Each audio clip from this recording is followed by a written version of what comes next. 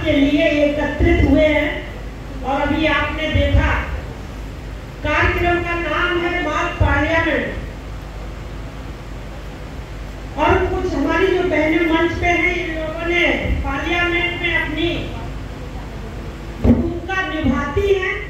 और आपने देखा कि आज की हमारी बाबा विश्वनाथ काशी की इस पावन धरा पर एक ऐसी माँ की पुत्री, यानी जो माँ अपने प्रखर वक्ता और बुद्धिमत्ता से देश नहीं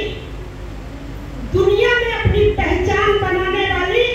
उनकी पुत्री आज ये साबित कर दिया कि जिस तरीके से माँ ने अपनी पहचान बनाई और माँ से आगे बढ़कर अपनी दुनिया में पहचान बनाई, आज की मुख्य अतिथि के रूप में,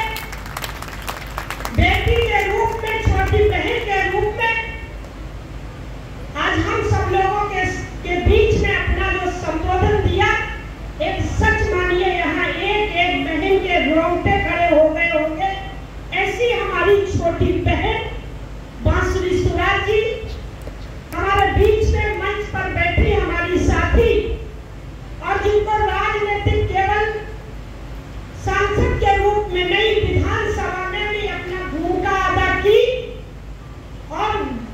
गांव में धरातल पर जमीन पर योजनाओं को उतारने वाली, लोगों के बीच में सुख दुख में रहने वाली ऐसी बहन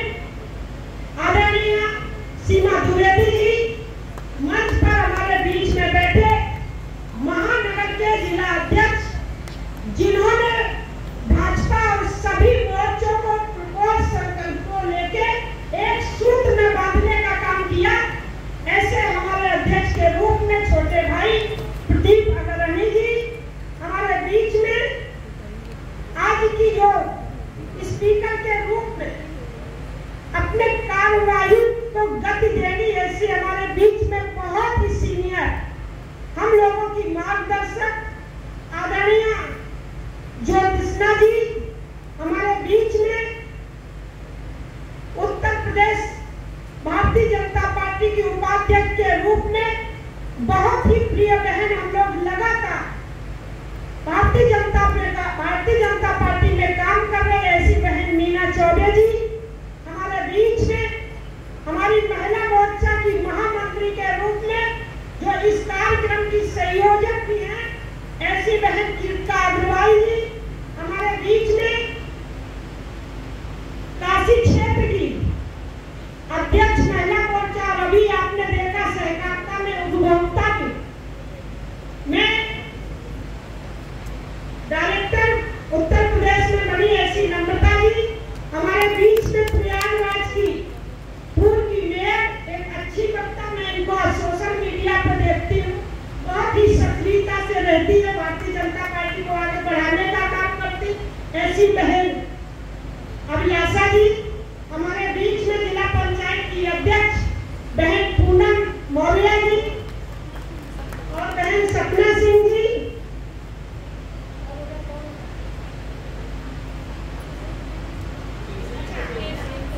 अरे हमारी बहुत ही मार्गदर्शक और हमारी बहुत प्रिय बहन, चेहरा नहीं दिख रहा था,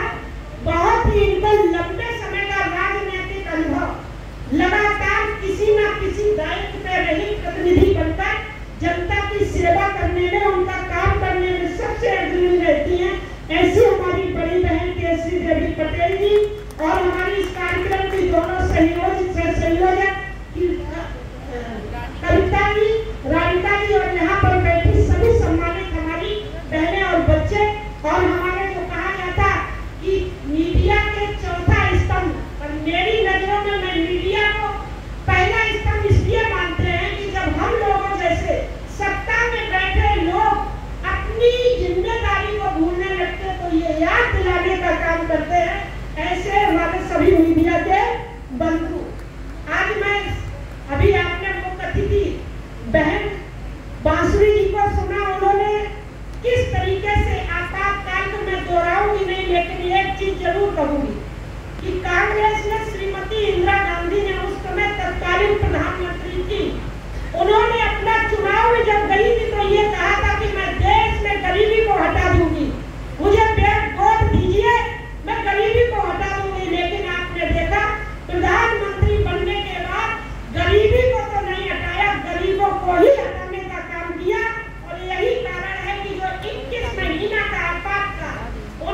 जिस तरीके से लोकतंत्र की हत्या की, उन्होंने अपने विपक्ष को दबाने के लिए उन्होंने लाखों लाखों लोगों को जेल में डालने का काम किया। और यही तक नहीं, रवि बासु जी ने कहा कि कहीं मीडिया में न चला जाए, बिजली काट दी। और यहाँ तक कि जो गायक थे, कलाकार थे, उनको भी उन्होंने प्रतिबंध लगा दिया था। उनको भी अपनी कलाकारी को अलग जो देश को दिखाना चाह रहे थे, उस पर भी प्रतिबंध लगा दिया। और यहाँ तक गांव में वो लोग जिनको बहुत जरूरी होता है बच्चा पैदा करना, उन्होंने नसबंदी करा के ये साबित कर दिया था कि वो देश में गरीबी नहीं, गरीबों को हटा रही हैं। मुझे ध्यान में उस समय बहुत छोटी थी, क्योंकि मैंने स्वयं अपने आंखों से देखा। मैंने ध्यान है कि गांव में कोई भी व्यक्ति रात में अपने घर पे नहीं सोता था, और दिन में भी कोई आता तो खाना खा के तुरंत बाहर निकल जाता था। हम भी छोटे थे तो मैं अपनी दादी से पूछती थी कि पिताजी क्यों नहीं घर में सो रहे हैं, तो उन्होंने कहा था कि पुलिस आएगी, उठा ले जाएगी, नसबंदी करा देगी। तो मुझे वो पल मैंने देखा नहीं, जिया है किस तरीके से छोटे छोटे बच्चे अपने पिता के प्यार को तड़पते थे, किस तरीके से वो पत्नियां अपने पति की चाहत को तरसती थी, और किस तरीके से माँ अपने बेटों को आंचल में छुपा के बगल में बैठाना चाहती थी, उनको दूर किया। तो इस तरीके से कांग्रेस का काला कृत्य सब दुनिया के सामने आना चाहिए, क्योंकि आज से 50 वर्ष पूर्व जो उन्होंने कृत्य किया था, तो यहाँ देश में रहने वाले प्रत्येक नागरिक युवाओं और बेटियों को जरूर निश्चित तौर से जानकारी होनी चाहिए। इसलिए ये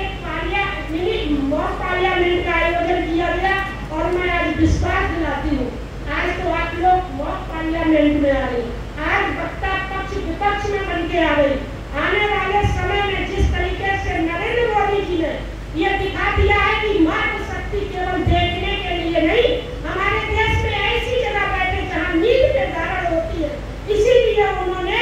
लोकसभा और विधानसभा में बैठने के लिए उन्होंने नारी शक्ति वंदन अधिनियम लाके साबित कर दिया कि हमारी देश की मातृशक्ति किसी भी क्षेत्र में पीछे न रह जाए। मैं बधाई देती हूँ आदरणीय प्रधानमंत्री जी को कि उन्होंने जिस तरीके से महिलाओं को स्वावलंबी, आत्मनिर्भर और सुरक्षा की दृष्टि में आगे बढ़ाने का काम किया है। मैं पुनः बधाई देते हुए अपनी बाड़ी को विराम देती हूँ और यहाँ मंच पर बैठे सभी लोगों का आभार व्यक्त करते हूँ और इस कार्यक्रम पहले सत्र के समापन की घोषणा करती हूँ। बहुत बहुत धन्यवाद।